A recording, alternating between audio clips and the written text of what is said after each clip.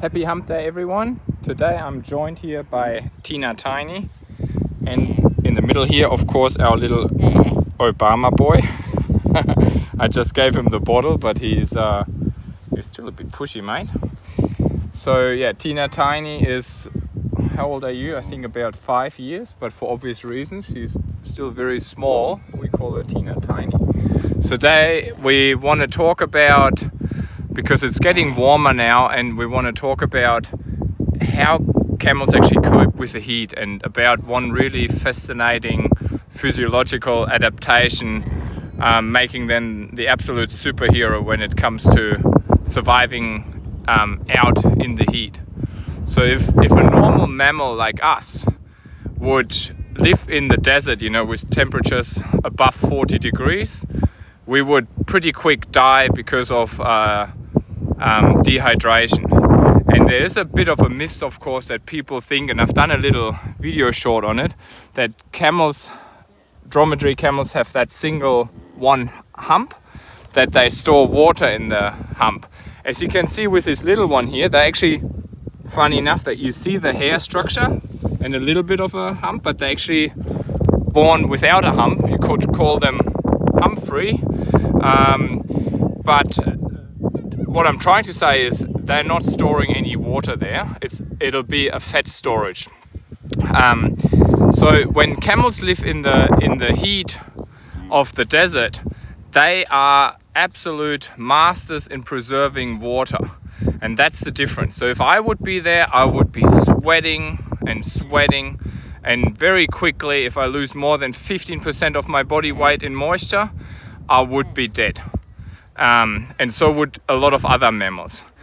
Camels, on the other hand, they have the ability to preserve that water because they actually start sweating later.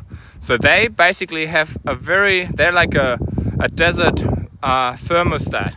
So they can actually adjust their body temperature, and by doing that, they enable the body to lose less water because they're physically just not sweating as much. So imagine a camel at night, they would lower their core temperature down to 34 degrees, which is obviously about 3 degrees below normal body temperature. And then during the heat of the day, the camel will take that much longer to actually warm up the body until they reach up to 41.7 degrees, which is basically artificial temperature. And only then they really start sweating and losing moisture. So up until then, the camel has that range of just coping with the heat and preserving that really, really vital water to survive. That's just really incredible. And the reason why they can then dehydrate up to 30% of their body weight in water is because of their red blood cells. So the red blood cells are oval shaped in a camel, which is a very strong structure to withstand that osmotic pressure during severe dehydration, and the blood can still flow through the small capillary vessels to basically prevent the blood from clotting, because that's the risk. You've got very dry blood, and eventually it clots, and you get a heart attack or whatever, and that's it. So camels don't have that issue, and also the other way around. Once they eventually find a source of water, they are able to then take up a lot of water very quickly without those cells bursting. So they are one of the fastest drinking mammals on Earth, and they're basically taking up 100 liters of water in like 10 minutes. So it's super quick. If you were to do that, as a very severely dehydrated person, you would die as well.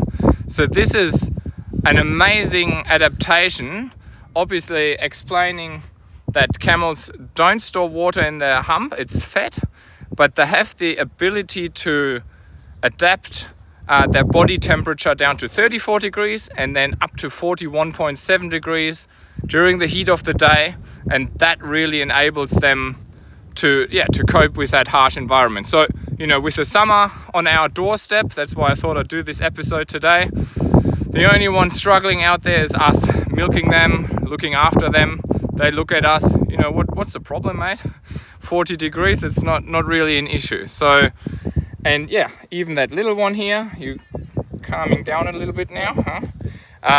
Yeah, he will grow a hump now, and then they're all all prepared for the summer. And until then, I'll have to feed you and suckle up your 6 or 8 liters of milk every day. It's incredible how much they drink.